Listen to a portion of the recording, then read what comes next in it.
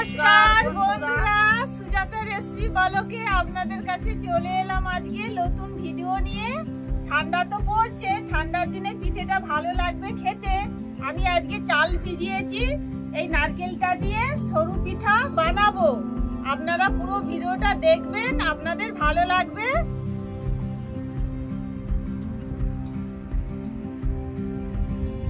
এই দেখছেন এপাশে আমি চাল বাটতে বসে পড়েছি।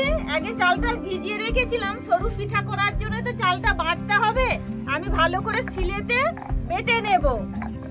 এখন তো অনেকে মিক্সচার মেশিনে চাল বাটে, শিলে যে বেটে যে পিঠা তৈরি করে যে খাওয়া কত স্বাদ, কি আর বলবো। দাদা ভাই, দিদি ভাই, কি ঠান্ডা পড়েছে। বিকেল বেলা বেশ সরু পিঠে খেজুর গুড় দিয়ে খেতে কি মজা।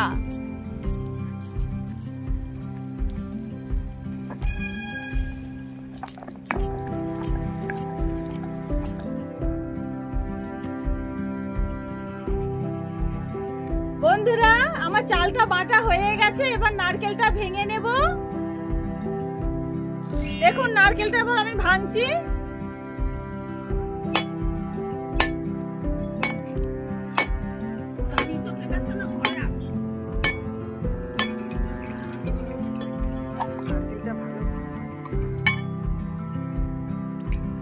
কি সুন্দর ফুলছে মা, নারকেলটা কত সুন্দর ফুলছে, দেখো কত সুন্দর। দেখুন বন্ধুরা, আমি যে সরু পিঠাটা বানাবো, সরু পিঠায় নারকেল দিলে খুব স্বাদ হয়। আমি নারকেলটা কুড়ে নেব ভালো করে।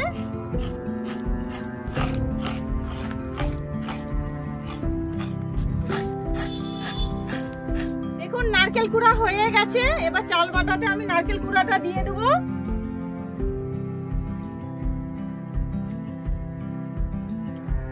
অল্প করে লবণ দিয়ে দেব।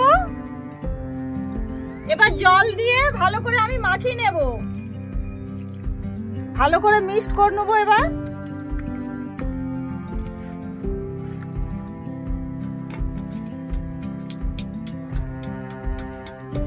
দেখুন আমি সব জোগাড় করে বসে পড়েছি পিঠা তৈরি করতে। উনুনটা ধরে দিয়েছি, কড়া বসিয়ে দেব।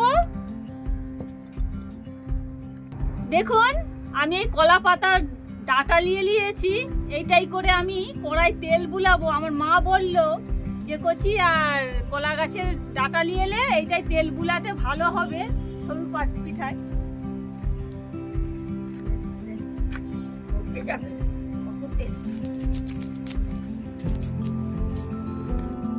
এই দেখুন বন্ধুরা, আমি 1 হাতা চালের গুঁড়া নিয়েছি, কড়াই দিয়ে দেব।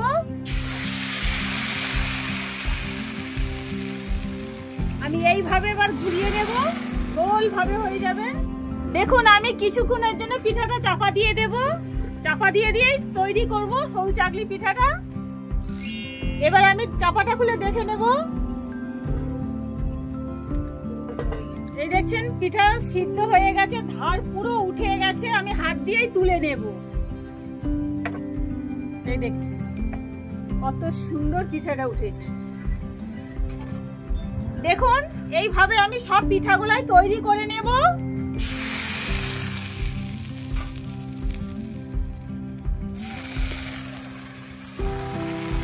দাদু ভাই, দিদি ভাই, সরু পিঠাটা কেমন লাগছে আপনারা শেয়ার করবেন, জানাবেন, হ্যাঁ কমেন্ট করবেন। ভালো থাকবেন।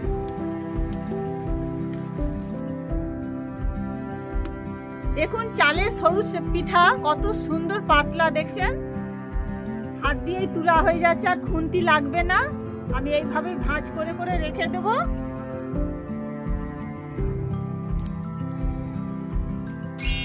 বন্ধুরা পিঠাটা বানানো হয়ে গেছে। কেমন হয়েছে পিঠাটা জানাবেন। ভালো থাকবেন, সুস্থ থাকবেন, লাইক করবেন, শেয়ার করবেন। এই ভিডিওটা এইখান পর্যন্ত।